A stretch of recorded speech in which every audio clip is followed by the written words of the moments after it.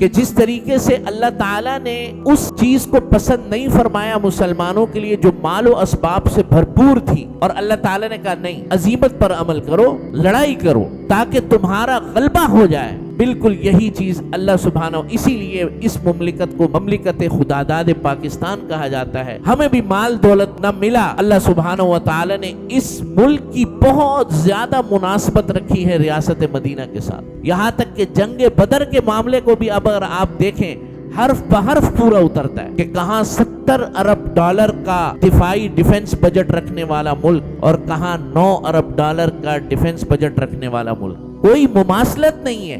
یہ وہ چیز ہے کہ جب عزیمت کو اختیار کیا جاتا ہے پھر اللہ تعالیٰ کی مدد اترتی ہے۔ بثلاثۃ آلاف من الملائکۃ منزلین، جیسے بدر میں اللہ کی مدد اتر رہی ہے۔ کم علمی کی وجہ سے آج ہر دوسرا تیسرا بندہ آپ کو یہی کہتا ہوا ملے گا وہاں بھی تو 313 تھے، حملہ کرو اسرائیل کے اوپر۔ بات تو بڑی عجیب ہے، اور تو خوب سمجھ لیں اس چیز کو۔ حضور صلی اللہ علیہ وسلم جنگ بدر میں جب گئے ہیں، جس ارادے سے مدینے سے نکلے ہیں وہ ارادہ جنگ کا نہیں تھا۔ یہ جو بے سر و سامانی مسلمانوں کی تھی یہ تو قافلے کے لیے گئے تھے، اب جنگ مسلط ہو گئی راستے میں، مدینہ واپس نہیں آ سکتے تھے، تیاری کا ٹائم نہیں تھا۔ ورنہ قرآن مجید میں اللہ تعالیٰ نے اوفینس کرنے کا اصول بتا دیا۔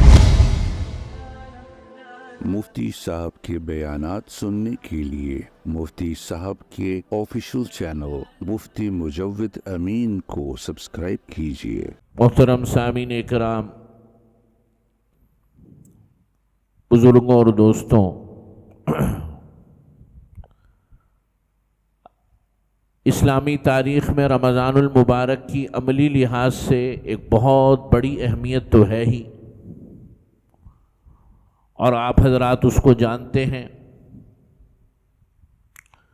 لیکن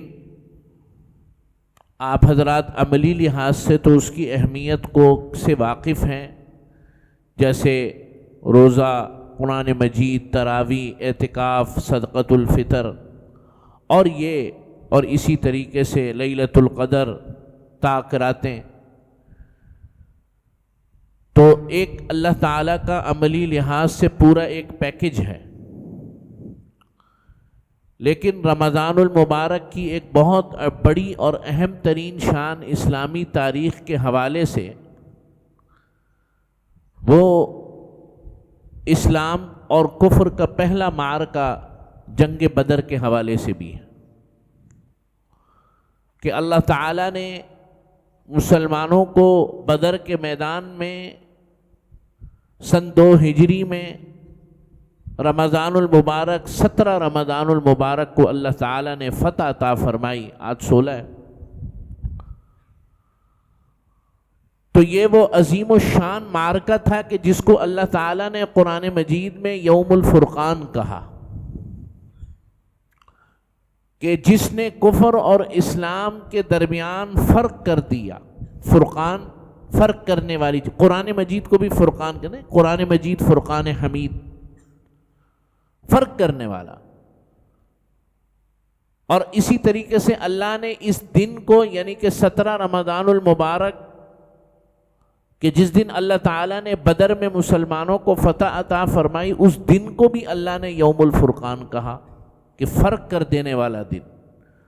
مسلمانوں اور غیر مسلم طاقتیں یا مادی طاقتوں کے درمیان فرق کر دینے والا دن، کہ 313 ہیں، بے سر و سامانی کی حالت میں ہیں، اور دوسری طرف 1000 ہیں، کیل کانٹے سے لیس ہیں، اور تمام وسائل کو بروئے کار لاتے ہوئے میدان میں اترے ہیں، اور اللہ تعالیٰ نے ایک بڑی کم جمعیت، بڑے تھوڑے لوگوں سے اللہ تعالیٰ نے ان کے اوپر ذلت مسلط فرمائی، اور مسلمانوں کو بہت کم تعداد کے باوجود فتح عطا فرمائی۔ اس لیے اس کو یوم الفرقان کہتے ہیں، کہ اللہ تعالیٰ نے اسلام اور مادی طاقتوں کے درمیان فرق فرما دیا، قیامت تک کے لیے ایک بینچ مارک قائم فرما دیا۔ تو ہم نے بدر کے متعلق سنا تو بہت ہے، لیکن اس کی کچھ تفصیلات یا کچھ تھوڑے بہت واقعات یا تھوڑی سی تاریخ کا علم ہونا بڑا ضروری ہے، اور آج کے اس ماحول میں ہمیں یوم بدر سے کیا سبق ملتا ہے، میرے لیے اور آپ کے لیے کیا رہنمائی ہے، وہ انشاءاللہ اس پہ بات کریں گے۔ سن 2 ہجری میں ابو سفیان مکے کی تاریخ کا سب سے بڑا تجارتی قافلہ لے کر جاتے ہیں شام، سیریا، اور اس وقت کا شام یہ آج کا شام نہیں، وہ یہ سارا شام ہوتا تھا، اردن، آج کا شام، فلسطین، اسرائیل، اور یہ سارا علاقہ شام ہوتا تھا، لبنان۔ تو اور یہ کہتے ہیں کہ یہ مکے کی تاریخ کا سب سے بڑا تجارتی قافلہ تھا، یہاں تک کہ اگر کوئی بچہ یتیم بھی تھا تو اس یتیم بچے کے ولی نے، جو اس کا سرپرست تھا، اس نے اس یتیم بچے کے پیسے بھی اس قافلے میں ڈالے ہوئے تھے انویسٹمنٹ کے لیے۔ یہ انویسٹمنٹ کے قافلے ہوتے تھے، مال لے کر جاتے تھے، بیچتے تھے جو شام میں نہیں ہوتا، اور پھر شام سے وہ ضروریات کا مال لے کر آتے تھے مکے میں، جو کہ سارا سال چلتا تھا۔ لِإِيلَافِ قُرَيْشٍ، یہی بات کہی نا قرآن مجید نے، لِإِيلَافِ قُرَيْشٍ إِيلَافِهِمْ رِحْلَةَ الشِّتَاءِ وَالصَّيْفِ، کہ قریش والوں، تمہیں تو اللہ نے بہت اس پورے عرب کے اندر بڑی فضیلت عطا فرمائی ہے کہ ایک قافلے جو ہے تم سردیوں کے مہینے میں لے کے جاتے ہو، اور ایک گرمیوں کے مہینے میں لے کر، رحلۃ الشتاء والصیف، گرمیوں اور سردیوں کے تمہارے قافلے چلتے ہیں تجارت کے، اور پورے عرب کے اندر قریش کے قافلے کو کوئی ہاتھ نہیں لگاتا تھا، اس لیے کہ وہ خانہ کعبہ کے متولی تھے۔ تو یہ بات اللہ تعالیٰ نے قرآن مجید میں قریش کو بتائی کہ دیکھو ہمارا تم پر کتنا بڑا احسان ہے کہ ایسے ماحول میں کہ جبکہ قافلوں کو لوٹنا عربوں کے اندر جائز تھا، لوگ اس کو جو ہے کوئی اس کے اندر کوئی مذائقہ یا کوئی بری بات نہیں سمجھتے تھے، لیکن قریش کے قافلے کو کوئی ہاتھ نہیں لگاتا تھا۔ تو یہ مکے کی تاریخ کا سب سے بڑا قافلہ تھا، جو کہ حضور صلی اللہ علیہ وسلم اس وقت مدینہ منورہ آ چکے تھے ہجرت کر کے۔ تو یہ قافلہ گیا، اور اس قافلے کا بنیادی مقصد بھی یہی تھا کہ اس سے جو مال دولت حاصل ہوگا، جو منافع حاصل ہوگا، ہم نے ایک بہت بڑی جمعیت تیار کر کے، بہت بڑا لشکر تیار کر کے مسلمانوں کو ختم کرنا ہے۔ تو جب یہ قافلہ واپس آنے لگا، ابو سفیان اس وقت مسلمان نہیں ہوئے تھے، بعد میں مسلمان ہوئے، تو جب یہ قافلہ واپس آ رہا تھا تو مدینہ منورہ کی جو محل وقوع ہے وہ ایسا ہے، آپ جا کے ابھی نقشے میں دیکھیے گا کہ شام سے جو بھی آئے گا مکہ مکرمہ، وہ مدینہ کے قرب و جوار سے ہو کے گزرے گا، یعنی مدینہ منورہ راستے میں پڑتا ہے۔ تو حضور صلی اللہ علیہ وسلم نے صحابہ سے مشاورت کی اور اس قافلے کے متعلق معلومات حاصل کی، اور یہ ارادہ کیا کہ اس قافلے کے اوپر ہم حملہ کریں گے اور اس کے مال اسباب ہم حاصل کریں گے، کیونکہ اس وقت مسلمان مدینہ منورہ یہ دارالاسلام تھا، اور مکہ مکرمہ میں جو لوگ تھے وہ دارالکفر میں تھے، ان کے ساتھ کوئی ایگریمنٹ نہیں تھا مسلمانوں کا۔ چنانچہ ایسی صورت، بعض لوگ اس پر اعتراض کرتے ہیں، میں اس لیے یہ بات کر رہا ہوں، بعض لبرل جو ہے اس پر اعتراض کرتے ہیں، ان لبرلز کی آنکھوں میں اور ان کی ذہنیت میں وہ مکے کے 13 سال نہیں ہوتے کہ جو مسلمانوں نے تکلیف میں گزارے، اور یہ جو مدینہ منورہ آئے ہیں اپنے وطن اور اپنے مال بچے چھوڑ کر، اور اپنے مال و اسباب اور گھروں کو چھوڑ کر، یہ کس کی وجہ سے آئے؟ یہ نکالے گئے ہیں، اور یہ ایسے نہیں نکالے گئے، یہ نبی کریم صلی اللہ علیہ وسلم کو شہید کرنے کے ارادے سے جب جمع ہوئے تو پھر اللہ تعالیٰ نے حکم فرمایا کہ اب تم مدینہ منورہ جاؤ۔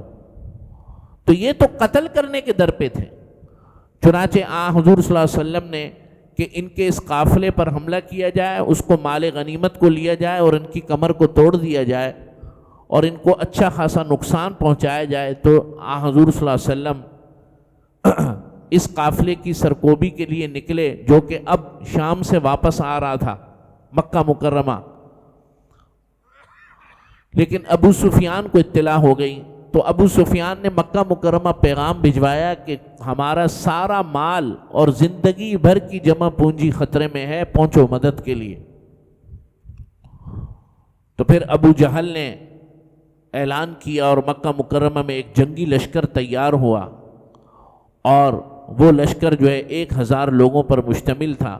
وہ لشکر وہاں سے چلا مکہ مکرمہ، میں بہت مختصر کر کے آپ حضرات کو عرض کر رہا ہوں۔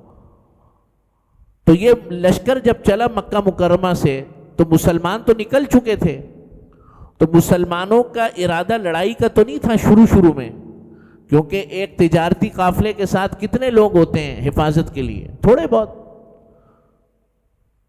تو یہ 313 افراد، اور ان میں کل 3 تلواریں تھیں اور کچھ برچھیاں وغیرہ تھیں۔ تو یہ حضرات یہاں سے نکلے، جب گئے تو اب اللہ سبحانہ و تعالیٰ نے آپ صلی اللہ علیہ وسلم کو وحی فرما دی کہ آپ تو ان غیر ذات الشوکۃ تکون لکم وَيُرِيدُ اللَّهُ أَن يُحِقَّ الْحَقَّ بِكَلِمَاتِهِ وَيَقْطَعَ دَابِرَ الْكَافِرِينَ، کہ اے نبی یہ جو 2 قافلے آ رہے ہیں، ایک قافلہ تو جو ہے وہ ہے کہ جس کے اندر مال و اسباب ہے، خوب مال ہے اس کے اندر، لیکن اللہ تعالیٰ یہ چاہتے ہیں کہ آپ اس قافلے کے ساتھ بھیڑیں اور آپ اس قافلے کی طرف جائیں کہ جس کی وجہ سے اللہ تعالیٰ حق کو حق کر دے اور باطل کو باطل کر دے۔ یعنی کہ اللہ تعالیٰ یہ چاہتے ہیں کہ آپ اس مالی قافلے کو، یہ جو ابو سفیان کا قافلہ ہے، اس کو چھوڑ دیں، اور وہ جو قافلہ آ رہا ہے مکہ مکرمہ سے اس کے لیے تیاری کریں۔ آپ کو سمجھ میں آ رہی ہے بات؟ ادھر سے ابو سفیان نے بھی ایک بڑا شارٹ، ایک تھوڑا سا لمبا راستہ لے کر سمندر کے پاس سے، یہ ایک جغرافیائی بات ہے، آپ حضرات یوٹیوب پر اور دیگر پلیٹ فارمز پہ دیکھیں گے، تفصیل مل جائے گی۔ اس نے وہ وہاں سے راستہ لیا اور وہ مکہ مکرمہ پہنچ گیا۔ جب وہ پہنچ گیا اور یہاں سے 1000 لوگوں کا قافلہ نکل چکا تھا، تو اس نے پیغام بھیجا کہ اب جنگ ونگ کی ضرورت نہیں ہے، واپس آ جاؤ، مال تو آ گیا ہمارا۔ تو اس موقع پر قریش کے کچھ سردار ایسے تھے جو جنگ نہیں چاہ رہے تھے، عتبہ وغیرہ اور کچھ لوگ۔ تو ابو جہل ایک ایک کے پاس گیا اور ان کو غیرت دلائی، ان کو حمیت دلائی کہ باپ دادا کے دین کے لیے لڑ نہیں سکتے ہو۔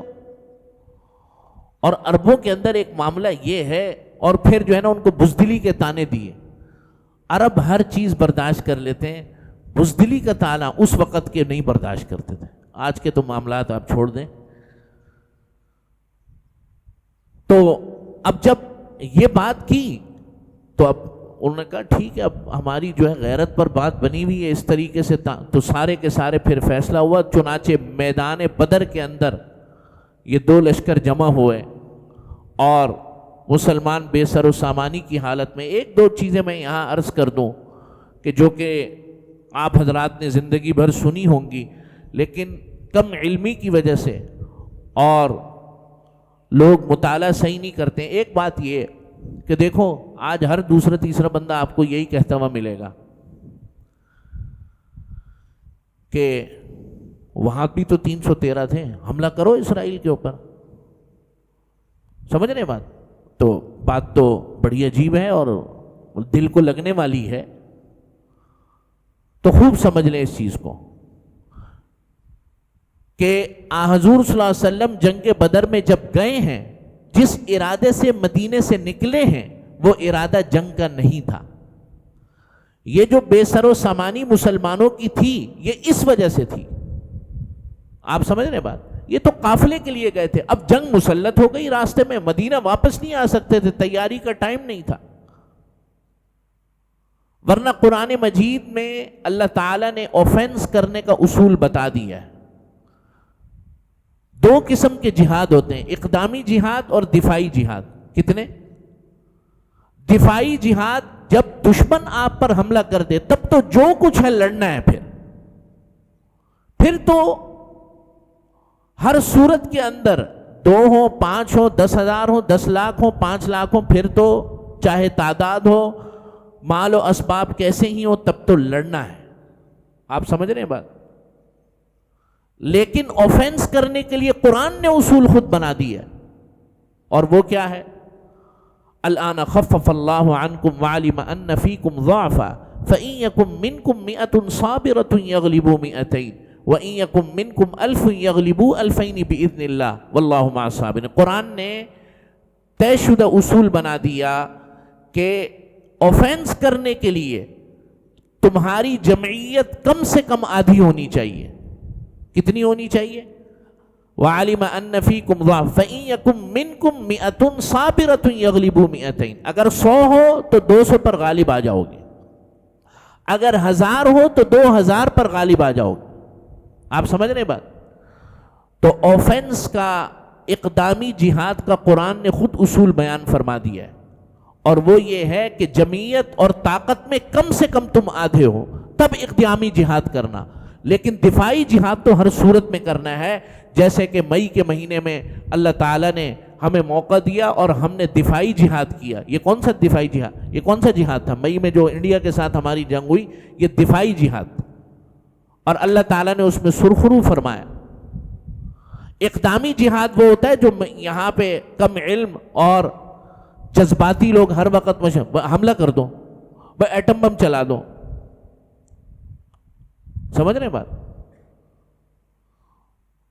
اللہ سبحانہ و تعالیٰ نے، دین نے، شریعت نے، اللہ کے نبی نے، اللہ کے حضور صلی اللہ علیہ وسلم نے یہ تمام تفصیلات، 27 غزوات لڑے، تمام کی تمام تفصیلات موجود ہیں کتابوں کے اندر۔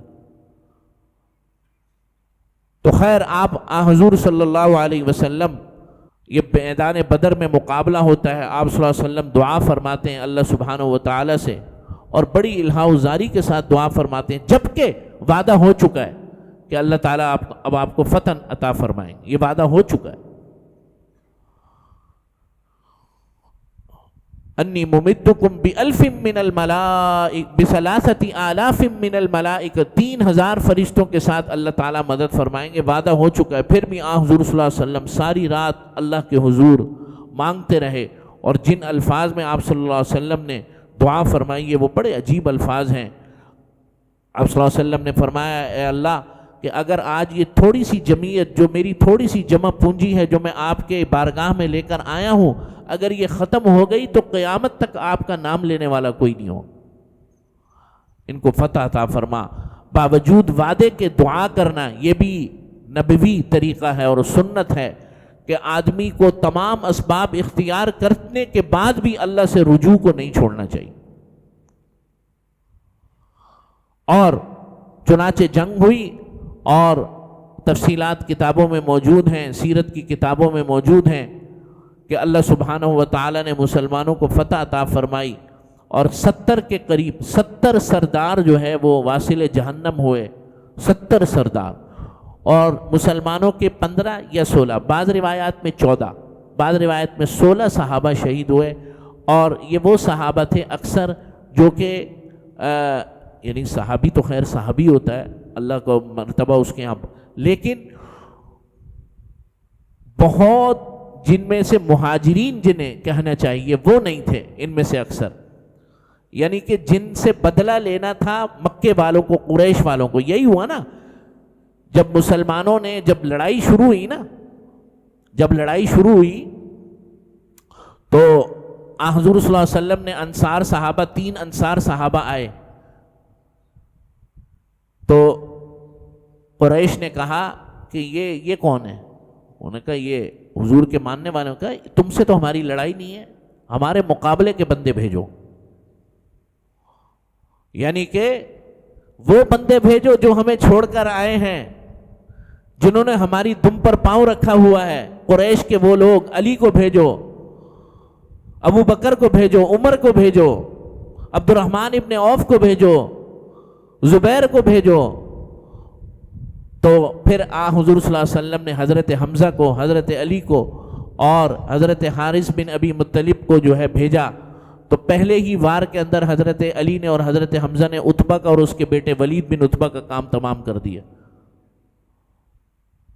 تو اس جنگ کو کہتے تھے، اچھا عربوں کے اندر گھمسان کی جنگ شروع ہونے سے پہلے وہ اس کو کہتے تھے مبارزت۔ کیا کہتے ہیں اس کو؟ مبارزت۔ مبارزت یعنی 3-4 بندے انڈیویجولی لڑتے ہیں پہلے، کہ آؤ جی، جیسے کشتی نہیں ہوتی، اس کے بعد پھر جنگ ہوتی۔ تو جب یہاں اللہ تعالیٰ نے مسلمانوں کو فتح عطا فرمائی، حضرت علی نے ایک ہی وار کیا، ولید بن یہاں سے لے کے یہاں تک ایک ہی وار کے اندر 2 ٹکڑوں میں تقسیم کر دیا۔ تو مسلمانوں کے جو حضرات شہید ہوئے یہ وہ لوگ نہیں تھے جو کہ جن سے اصل دشمنی تھی قریش کو، لیکن قریش کے جو لوگ مارے گئے واصل یہ سارے ٹاپ کے سردار تھے، ساری قیادت ایک ہی جنگ کے اندر لپیٹے میں آ گئی۔ عتبہ، شیبہ، ولید بن عتبہ اور اس کا بھائی اور ابو جہل اور تمام کے تمام بڑے بڑے جتنے سردار تھے، اور حضور صلی اللہ علیہ وسلم جب ان کو جمع کیا اور ایک گھڑے میں ڈالا تو حضور صلی اللہ علیہ وسلم نے فرمایا، جب اس کی لاش لائی گئی، اس کا جب سر لایا گیا ابو جہل کا، آپ صلی اللہ علیہ وسلم نے فرمایا اس امت کے فرعون کی لاش۔ اچھا، ایسا مکروہ آدمی تھا، جب حضرت عبد الرحمن ابن عوف نے اس کی حضرت عبداللہ ابن مسعود نے جب اس کو قتل کیا، اصل زخمی کیا معاذ اور معوذ 2 بھائی جو تھے بچے، اور قتل کیا حضرت عبداللہ ابن مسعود نے، تو حضرت عبداللہ ابن مسعود جب اس کو مارنے لگے تو کہنے لگا کہ میری گردن نہ تھوڑا نیچے سے کاٹنا، تاکہ سرداروں میں جب میری گردن رکھی جائے تو تھوڑی اونچی نظر آئے۔ مرتے ہوئے بھی تکبر ذہن سے نہیں جا رہا تھا۔ تو حضور صلی اللہ علیہ وسلم کو اللہ نے فتح عطا فرمائی، مسلمان اس کو کہتے ہیں یوم الفرقان۔ بہت بڑے بڑے اسباق ہیں اس میں ہمارے لیے۔ میں نے ایک مختصر سی تاریخ، اس کی تفصیلات بہت ہیں، بہت زیادہ جزیات ہیں۔ ابھی کچھ عرصہ پہلے دروس سیرت کا سلسلہ شروع کیا تھا، اس میں تقریباً بہت تفصیل کے ساتھ میں نے جنگ بدر کو عرض کیا تھا، وہ بیان پڑا ہوا ہے، آپ حضرات دیکھ سکتے ہیں۔ لیکن ہمیں کچھ اسباق اس میں سے مل رہے ہیں اور کچھ تسلی کے اسباب ہیں کہ جس طریقے سے اللہ تعالیٰ نے اس چیز کو پسند نہیں فرمایا مسلمانوں کے لیے جو مال و اسباب سے بھرپور تھی، اور اللہ تعالیٰ نے کہا نہیں، عزیمت پر عمل کرو، لڑائی کرو تاکہ تمہارا غلبہ ہو جائے۔ بالکل یہی چیز اللہ سبحانہ، اسی لیے اس مملکت کو مملکت خداداد پاکستان کہا جاتا ہے۔ ہمیں بھی مال دولت تو نہیں دیا، نہ ملا، اور ہمیشہ تنگی میں، لیکن ہماری قیادتیں جتنی بھی گزری، جنہوں نے نعرہ لگایا کہ گھاس کھائیں گے اور ایٹم بم بنائیں گے، اللہ تعالیٰ ان سب کو جو ہے جزائے خیر عطا فرمائے۔ آج آپ اس کے ثمرات اس ملک کے اندر دیکھ رہے ہیں۔ ہمیں بھی پیشکشیں ہوئی جب ایٹمی دھماکہ کیا کہ 6 ارب ڈالر لے لو اور میزائل پروگرام ترک کر دو، ایٹمی پروگرام ترک کر دو۔ اللہ سبحانہ و تعالی نے اس ملک کی بہت زیادہ مناسبت رکھی ہے ریاست مدینہ کے ساتھ، یہاں تک کہ جنگ بدر کے معاملے کو بھی اب اگر آپ دیکھیں حرف بحرف پورا اترتا ہے۔